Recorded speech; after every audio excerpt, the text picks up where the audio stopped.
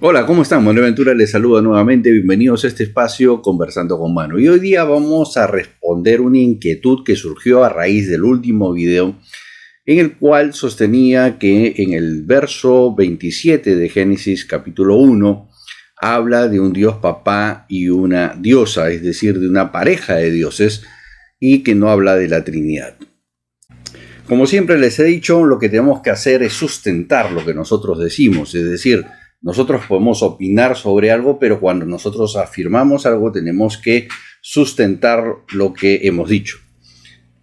Entonces, para poderle sustentar lo que afirmé en el video, como siempre les digo, tenemos que recurrir a nuestra bibliografía, es decir, de dónde hemos sacado la información, por qué hemos llegado a esa conclusión, que es algo que tenemos que acostumbrarnos a hacer siempre. Entonces, como siempre, yo uso dos diccionarios muy buenos del hebreo al español, hebreo bíblico, dicho sea de paso, ya lo he explicado en videos anteriores, el de Alonso Choquel, también vamos a usar el de Moisés Chávez. Siempre recurro a los temas de gramática, a este libro, que es un excelente libro de gramática hebrea bíblica. También por el tema a tratar tenemos que revisar libros como este libro de Gregorio el Olmo, también este libro de Antigüedades del Mundo Cananeo. También vamos a usar información que se encuentra disponible en el Museo de Antigüedades de Israel. Vamos a recurrir también a algunas imágenes de este museo y a las explicaciones que nos dan los arqueólogos. Entonces, vamos a proceder a explicar por qué tengo yo esa conclusión, en qué sustento esa conclusión y dejárselas a ustedes para que ustedes también puedan hacer sus propias investigaciones, como siempre digo, y ustedes puedan cotejar todas las fuentes que estamos citando en este estudio. Entonces, lo primero que vamos a hacer es revisar qué es lo que dice en español. Yo siempre uso la Reina Valera como referencia al español. Después lo vamos a ver en el hebreo y vamos a ver también la arqueología. Vamos a recurrir a la arqueología que tenemos nosotros en este momento. Vamos a recurrir, como ya les he indicado, a las imágenes o a aquellas figuras que se encuentran actualmente en el Museo de Antigüedades de Israel y lo que opinan los arqueólogos israelitas en este tema. Entonces, sin más introducciones, vamos a revisar nuestras láminas y de esa manera ustedes podrán sacar sus propias conclusiones. Muy bien, entonces aquí tenemos el texto Reina Valera 1960, Génesis 1, 26, 27. Entonces dijo Dios, hagamos al hombre a nuestra imagen conforme a nuestra semejanza y señoree en los peces del mar, en las aves de los cielos, en las bestias, en toda la tierra y todo animal que se arrastra sobre la tierra. Y creó Dios al hombre a su imagen, a imagen de Dios los creó, varón y hembra los creó. Entonces, lo primero que tenemos que ver acá, que nuestro sujeto principal en la oración es Dios. Dios es el centro de esta afirmación. Dios sostiene un diálogo, no nos indica con quién, pero podemos entender por la gramática y por la redacción de que es alguien de su misma jerarquía. La acción principal, han decidido crear la humanidad. Producto de esta acción, es decir, de crear la humanidad, aparece el hombre y la mujer, que son el reflejo fiel de los que lo crearon. Bien, aquí tenemos el texto en hebreo, Génesis 1, 26, 27, y el texto empieza con Vayomer Elohim. Como ya lo he explicado en videos anteriores, Elohim es el plural de dioses. Por ende, ahí dice, dijo dioses. Entonces, vemos en la traducción que dice, dijo dioses, hagamos humanidad en una imagen nuestra como semejante a nosotros. Acá ya podemos encontrar la primera diferencia porque acá dice hagamos humanidad y no dice hagamos al hombre en masculino, sino en forma indefinida, es decir, que es la humanidad en general. La razón por la cual van a crear esta humanidad es la misma que en el verso que hemos leído, y enseñará en pez del mar, también el ave del cielo, también en los animales, en toda la tierra, también en todo reptil y todo lo que se mueve sobre la tierra. Y acá viene lo interesante. Y forman dioses a la humanidad en imagen nuestra, es decir, en la imagen del Dios. En imagen de dioses formó ellos, varón y hembra creó ellos. Entonces aquí permítanme hacer un pequeño paréntesis porque es bastante importante aclarar estos detalles. Lo que hemos visto es una traducción mecánica, como siempre les digo, y que se la dejo a ustedes para que también ustedes entiendan de dónde estoy sacando las conclusiones. Lo más importante es que aquí los dioses están diciendo vamos a hacer humanidad, es decir, vamos a crear la humanidad, recién van a crear la humanidad, con la finalidad de que enseñoree sobre todo lo que está en la tierra. Pero lo interesante es que estos dioses que están conversando entre ellos, que tienen el mismo nivel de jerarquía, lo que están diciendo es que vamos a crear la humanidad, ojo al detalle, en función de nuestra imagen y semejanza. Todos los verbos están en plural en este pasaje. Es decir, dice vamos a crearlos en función de nuestra imagen, nuestras imagen y nuestra semejanza. Está hablando en plural, está hablando de que ellos están diciendo vamos a crear esta humanidad a nuestra imagen y semejanza. Y concluye, como hemos visto, diciendo que los creó hombre y mujer como ellos, es decir, como ellos eran. Entonces nosotros podemos tener hasta aquí claro que el autor del texto está pensando o está en su imaginación teniendo la idea de que el Dios que lo ha creado a él también es un Dios varón y también es una diosa, es decir, es una pareja de dioses.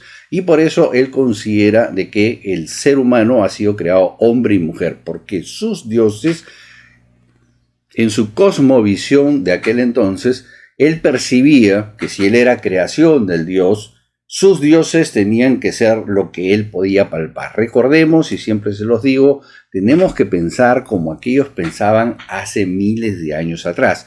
Ellos están en un mundo precientífico, es un mundo en el cual ellos se basan exclusivamente en lo que observan. Entonces, ahora vamos un poquito a revisar qué nos trae la arqueología. Es decir, vamos a ver si el hombre antiguo, el hombre del año 1000, del año 900 a.C., pensaba o tenía una referencia a los dioses como una pareja. Porque eso nos va a dar luces ahora para poder definir por qué este texto está así, por qué está así redactado, como que Dios fuese hombre y mujer. Es decir, que los dioses también es una pareja. Entonces vamos a ver un poquito de arqueología. Y lo primero que vamos a ver son las vasijas de Kuntilech-Aruj. Kuntilech-Aruj fue descubierto prácticamente hacia finales del siglo XX. Ha dado muchas luces sobre cuál era el concepto que tenían aquellos habitantes de la tierra de Israel con referencia a sus dioses o a sus creadores. Entonces vamos a ver las imágenes y vamos a ir comentando en el camino. Síganme. Bien, aquí tenemos una vasija de Kuntilech-Aruj descubiertas hacia finales del siglo XX, y en esta vasija datada en el 800 a.C., están inscritos en paleohebreo varias expresiones. Ahora, son varias vasijas, no es una sola, ¿no? Yo estoy poniendo una de las imágenes que se presentan y ustedes también la pueden encontrar en las diferentes fuentes. Entonces vamos a resaltar un poco la que nosotros nos está llamando la atención en función de lo que estamos investigando. Esta es una de las expresiones que están inscritas en estas vasijas y dice: dijo a Sillahu el rey, di a Yahalalel y a Joash, yo te bendigo por Jehová, hecha tetragrama sagrado, le hemos puesto Jehová, de Samaria, y por su Ashera, es decir, por su pareja. Entonces aquí estamos viendo de que en estas vasijas en paleohebreo sí existe el concepto de un dios y su pareja, es decir, un dios y una diosa, ¿no? Entonces vamos a ver qué otras cosas más nos presentan estas vasijas. En esta segunda inscripción podemos ver a Marjanu dijo a mi señor, ¿estás en paz? Yo te bendigo por Jehová de Temán. Temán es el sur, y por su Ashera, y quiera él bendecirte y guardarte y estés con mi señor. Entonces nuevamente aquí en estas vasijas podemos ver de que sí existe este concepto del tetragrama sagrado, es decir, de Jehová, con su Ashera, con su compañera, con una diosa. Aquí nuevamente un pequeño paréntesis para redondear un poco la idea. Entonces, lo primero que hemos visto, y no es las únicas evidencias que tenemos arqueológicas, pero he mostrado quizás las más resaltantes porque son unas de las más antiguas que nosotros tenemos, en lo que se refiere a arqueología, que nos enseña o nos hace ver de que el hombre, el habitante de ese mundo antiguo, efectivamente concebía a sus dioses como una pareja, ¿no? Hemos visto de que en Paleohebreo, en estas vasijas que se encontraban al sur de Israel, como digo e insisto, hacia finales del siglo XX, nos indican que efectivamente los pobladores tenían la imagen de que el dios era un dios con su esposa, en este caso Jehová y Ashera. ¿Qué otras evidencias arqueológicas e históricas tenemos? Que eso es importante ver.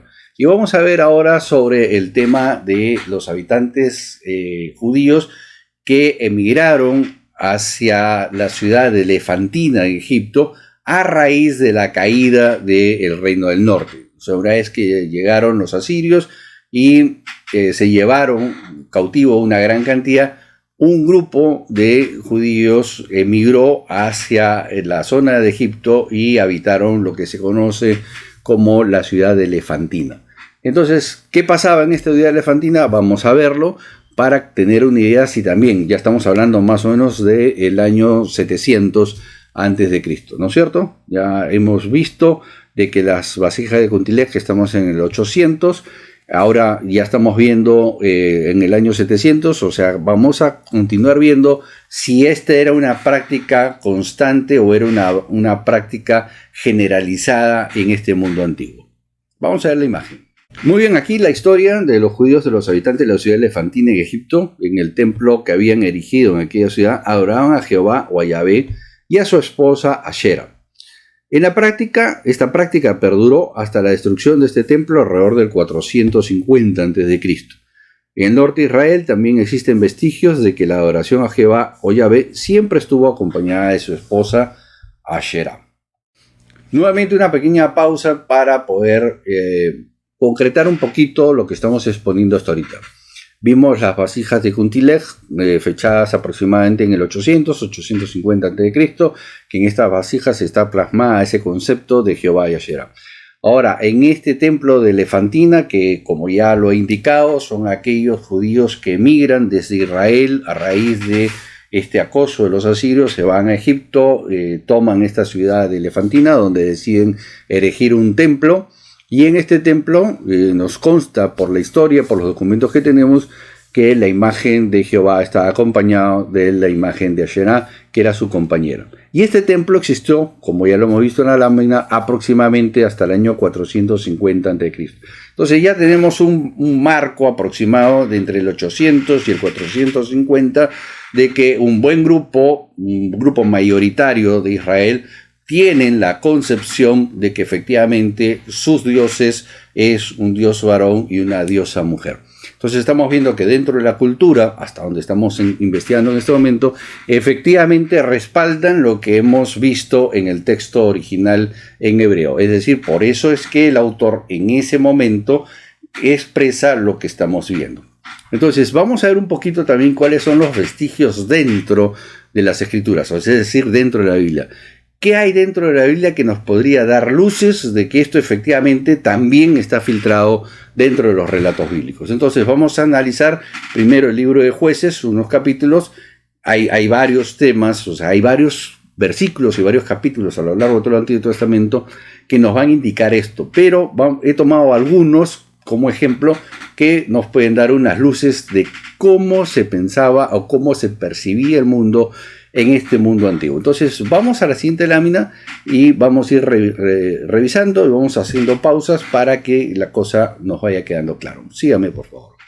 Correcto, aquí tenemos en Jueces 17, vamos a leer, ¿no? Dice que hubo un hombre del monte de Efraín que se llamaba Micaía, el cual dijo a su madre: los 1100 ciclos de plata que te fueron hurtados, acerca de los cuales maldijiste, y de los cuales me hablaste, aquí el dinero está en mi poder. Yo lo tomé. Entonces la madre dijo: bendito sea Jehová, hijo mío. Y él devolvió los 1100 ciclos de plata a su madre, y su madre dijo: en verdad he dedicado el dinero a Jehová por mi hijo, para hacer una imagen de talla y una imagen de fundición. Y ahora pues yo lo devuelvo. Mas él devolvió el dinero a su madre y tomó a su madre 200 ciclos de plata y dio al fundidor, quien hizo de ellos una imagen de talla y una imagen de fundición. la cual fue puesta en la casa de Micaía. Y este hombre, Micaía, tuvo casa de dioses, un altar de dioses.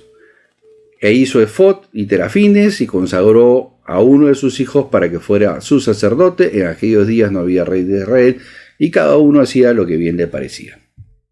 Bien, antes de continuar es importante aclarar algunos aspectos muy importantes. El relato nos dice que efectivamente Micaía mandó a hacer al fundidor una imagen de fundición y otra imagen de talla. Ahora, no nos explican cuál es esa imagen de fundición y cuál es esa imagen de talla. Y ahí es donde justamente viene el tema de investigación y de ir cuadrando con los libros que yo les he recomendado en la introducción a este video y con otros versículos del Antiguo Testamento en los cuales vamos armando el rompecabezas. Imagen de talla. ¿Por qué talla? Empecemos por ahí por lo más fácil, que es la diosa Ashera, y lo vamos a ver más adelante. ¿Por qué podemos concluir claramente que esta es la diosa Ashera? La diosa Ashera se hacía efectivamente tallando una madera, y vamos a ver las imágenes a continuación. Pero también se tallaba en el árbol o en las palmeras, principalmente en las palmeras y en el árbol de almendro. Ya explicaba en videos anteriores que el árbol de almendro está muy relacionado con el tema de la fertilidad. Ashera viene a ser la diosa de la fertilidad, es la diosa que prospera la tierra, mientras que Jehová es el Dios que protege, ¿no es cierto? Entonces, ahora, ¿por qué imagen de fundición? Ya viene la otra parte. La fundición siempre era un toro, y lo vamos a ver a continuación en las imágenes que hemos sacado del Museo de Antigüedades de Israel. ¿Por qué el toro? Porque el toro era concebido en el mundo antiguo como el animal más fuerte que se podía domesticar y que se podía tener. Era con el cual se usaba para mover las piedras de molino y todas las cosas. Entonces era un animal muy fuerte y por ende se relacionaba siempre con la fuerza del dios, ¿no? Entonces, y esa es la razón por la cual en el mundo antiguo se representaba tanto a Baal inicialmente y después a Jehová en una imagen de fundición, una imagen de un toro. Es muy probable que este relato que hemos leído de Jueces haya sido Baal y Ashera, más que Jehová. Recordemos que cuando regresan del cautiverio babilónico, los sacerdotes reinterpretan, reescriben toda la Biblia en función de Jehová. Y entonces vamos encontrando ciertos vestigios con los cuales vamos descubriendo por qué el nombre de Jehová a veces no calza. Pero vamos a ir analizando, o lo que estamos analizando es justamente ese concepto de un dios y una diosa. Y entonces ese concepto sí está presente en el pasaje que acabamos de leer, ¿no? Porque está hablando de una representación de un toro, que no tiene que ser un toro, ojo, no adoraban al toro, sino que eso representaba la imagen de su dios. Es algo así como, por ejemplo, los cristianos que usan una medallita con una paloma, no adoran la paloma, representa al Espíritu Santo en el cual ellos creen. Entonces esa es más o menos la misma figura. Entonces si ellos tienen un toro, no adoran al toro, pero el toro representa la imagen del Dios que ellos creen, porque representa la fuerza de su Dios. Igual en el caso de la imagen de talla, ¿no? Entonces vamos a ver un poquito cuáles son estas imágenes, porque están disponibles en los museos de Israel y tenemos harto sustento a través de los libros que he mencionado y muchísimos comentarios de arqueólogos que nos dicen exactamente lo mismo. Entonces, sin más, vamos a seguir en nuestra lámina para poder ver de dónde salen estas imágenes y a qué se refiere imagen de función, imagen de talla. Bien, aquí tenemos estas imágenes, se encuentran actualmente en el Museo de Antigüedades de Israel, ¿no? Y esta es la famosa diosa Ashera. Ustedes pueden ver de que es una representación evidentemente femenina. Se han encontrado más de 2000 estatuillas en lo que corresponde a la arqueología moderna. Es decir, estamos hablando más o menos alrededor del año 50 para acá, ¿no? De 1950 para acá se han encontrado poco más de 2000 estatuillas, lo cual ya nos deja ver con claridad que era una diosa muy importante. Ambas imágenes que tenemos aquí pertenecen a el Museo de Antigüedades de Israel. Esta es la famosa estatua de fundición. y también se encuentra en el Museo de Antigüedades de Israel. Esta imagen de fundición que hace referencia a la Biblia es una estatua de un toro. El mundo antiguo, como ya lo expliqué, es el animal más poderoso dentro de la sociedad, como era el buey y el toro, que ayudaba a arar la tierra, movía las piedras de molino y representaba a la vez su dios justamente por estas cualidades. Reitero, no adoraban a la imagen representaba un dios poderoso, ese es el concepto. Y por último, lo que ya he indicado inicialmente, esta imagen pertenece al Museo de Antigüedades de Israel. Hasta aquí ya podemos saber que es una imagen de fundición y que es una imagen de talla. Ya he explicado por qué la talla, en dónde se tallaban y también los temas de fundición. Un pequeño aporte cultural, ustedes recordarán el relato cuando Israel sale de Egipto, ¿no? Está en el desierto, Moisés sube por las leyes y como él demoraba le pidieron a Aarón que haga una imagen de fundición, ojo el detalle, una imagen de fundición. Pero el texto nos habla de un becerro, o sea, el hijo de un toro, o sea, un toro chiquito. El concepto teológico dentro de ese relato es: ¿para qué te haces un diosecito si tienes al toro? O sea, es decir, si tienes al dios de los dioses. Ese es el concepto dentro de ese relato. Y cerramos el paréntesis ahí. Y ahora vamos a encontrar o vamos a ver qué otros pasajes dentro de la Biblia nos permiten ver si realmente este concepto de un dios papá y una diosa mamá, o un dios con su consorte, se mantiene a lo largo de la Biblia. Ya hemos visto de que el libro de Jueces, que está más o menos escrito o vienen de tradiciones del 1200, 1100 a.C., también reflejan a un dios papá o a un dios con su esposa. Entonces, hasta aquí todo lo que hemos visto, efectivamente, la cultura antigua refleja que no es nada descabellado hablar que la Biblia menciona que el concepto muy antiguo era un dios que tenía su esposa, era el dios creador, era un dios con su esposa, era un dios y una diosa. Entonces vamos a ir a Segunda de Reyes para poder ver en la Reforma de Josías exactamente qué vamos a encontrar dentro del templo, y eso nos puede dar más pistas de todo esto que estamos viendo sobre un dios papá y una diosa mamá. Bueno, aquí en Segunda Reyes 23 tenemos: y quitó a los sacerdotes idólatras que habían puesto los reyes de Judá para que quemasen incienso en los lugares altos. Ojo, está hablando de los reyes de Judá, es decir, sus antepasados. En las ciudades de Judá, en los alrededores de Jerusalén, y asimismo los que quemaban incienso a Baal, al sol, a la luna, a los signos del zodiaco y a todo el ejército de los cielos. Miren todo lo que había dentro del templo. Hizo también sacar la imagen de Asherá fuera de la casa de Jehová, fuera de Jerusalén, al valle de Cedrón, y la quemó en el valle de Cedrón. ¿Por qué la pudo quemar? Porque, recuerden, Asherá es una imagen de talla. La convirtió en polvo y echó el polvo sobre los sepulcros de los hijos del pueblo. Además derribó los lugares de prostitución idolátrica que estaban en la casa de Jehová, en los cuales se tejían las mujeres tiendas para Asherá. Esta prostitución idolátrica, dicho sea de paso, ya lo he explicado en videos anteriores, es parte del culto a esta diosa, la diosa Asherá. Es decir, ese concepto de prostitución yo lo tengo conflictivo y ahora se los voy a explicar en un momento por qué. E hizo venir a todos los sacerdotes de las ciudades de Judá y profanó los lugares altos donde los sacerdotes quemaban incienso, desde Geba hasta Beerseba, y derribó los altares, las puertas que estaban en la entrada de la puerta de Josué, gobernador de la ciudad, que estaban a la mano izquierda a la puerta de la ciudad. Bien, entonces hemos leído en el relato de Segunda de Reyes que efectivamente dentro del templo de Jehová también estaba la imagen de la diosa Asherá. Y justamente la pueden quemar porque, como he indicado, es una imagen de talla. Es una imagen que siempre está hecha en madera. Es una imagen, por eso es una imagen de talla. Esa es una de las razones por las cuales después los sacerdotes van a prohibir que exista un árbol cerca al templo o que esté dentro del templo. Por este detalle. Por eso es importante ir un poco armando todo lo que vamos encontrando en los relatos para que de esa manera podamos tener una mejor visión de lo que estaba pasando en el mundo antiguo. Bueno, lo importante es que aquí nuevamente vemos la imagen de un dios y una diosa, ¿no? Una pareja de dioses. Entonces, recordemos que el rey Josías hace esta reforma más o menos en el 700 a.C.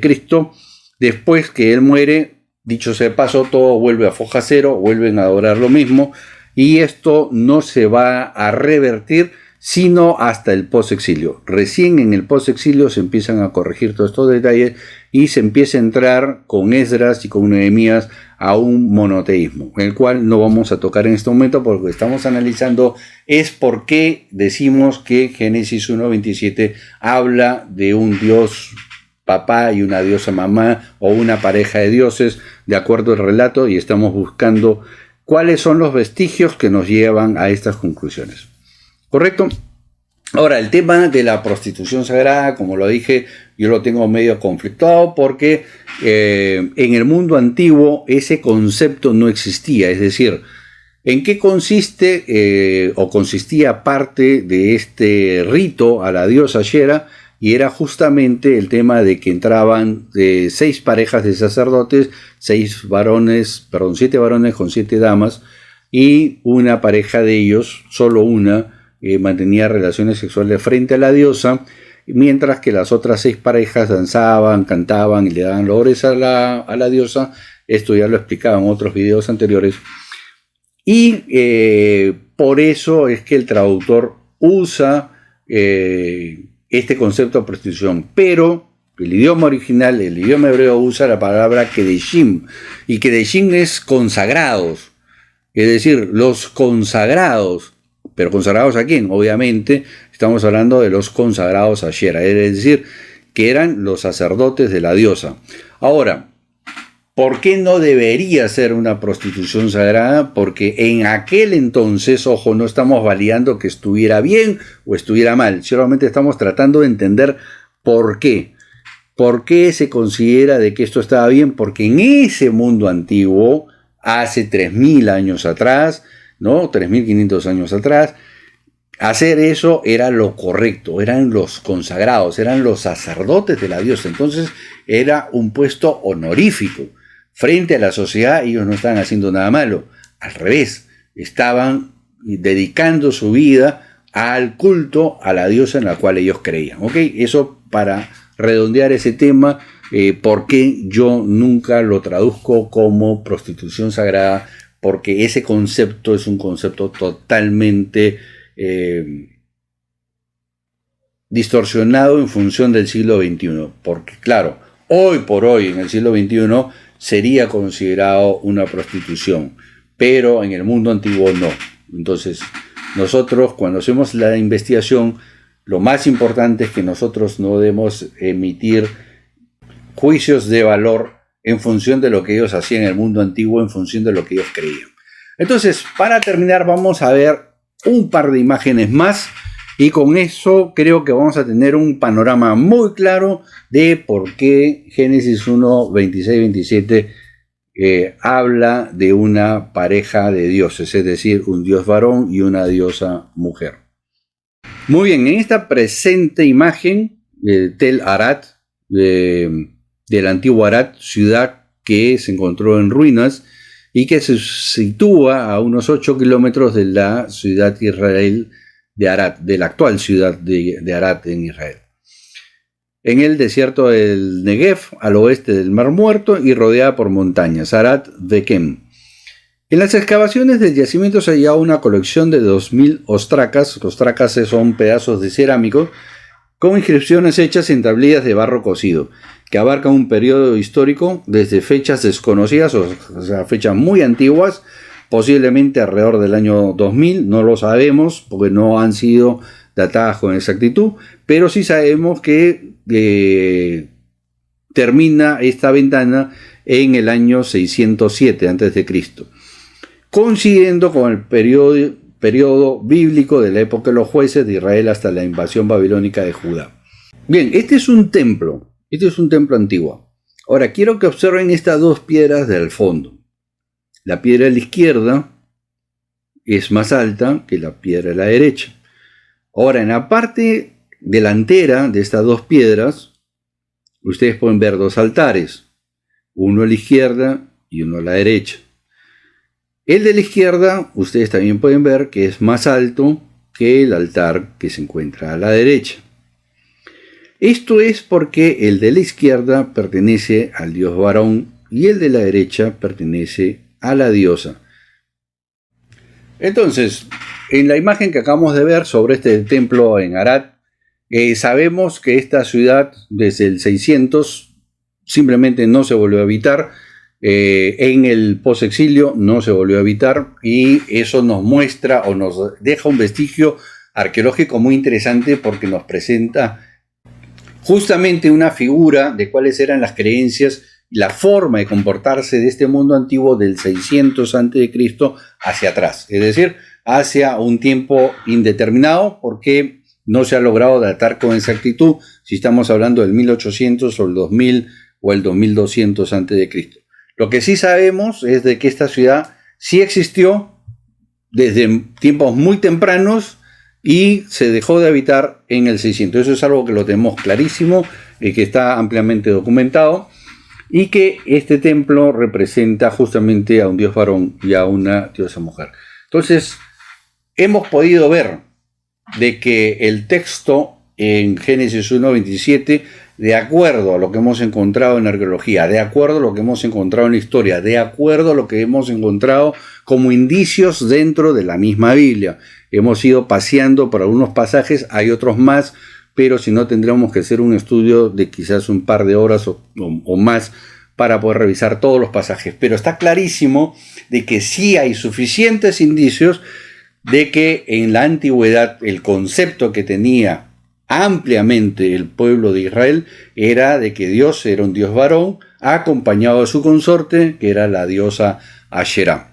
Y esto lo hemos visto que se va a dar a todo lo largo del Antiguo Testamento hasta el exilio babilónico. Recién después del exilio babilónico, es decir, con Esdras y Nehemías, esta figura cambia.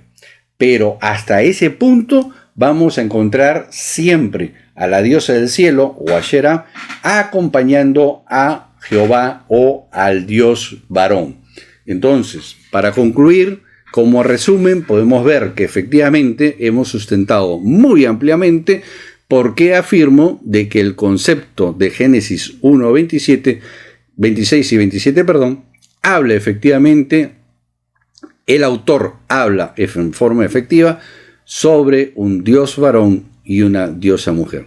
Y es la razón por la cual estos dioses están hablando entre ellos y dicen que van a ser una humanidad a la imagen y semejanza de ellos, y que los crean hombre y mujer como ellos, es decir, hombre y mujer. Entonces los dioses, por una conclusión ya no solamente de una lectura lineal, sino por todo el sustento que acabamos de dar, definitivamente está hablando de un dios varón acompañado de su consorte, que es una diosa. Esperando que esto haya aclarado estas dudas o discrepancias que surgieron a raíz del video anterior, te puedan ser útiles en tu investigación. Investiga, contrasta todo lo que hemos explicado, búscalo tú mismo, y conmigo será hasta la próxima. Bye bye.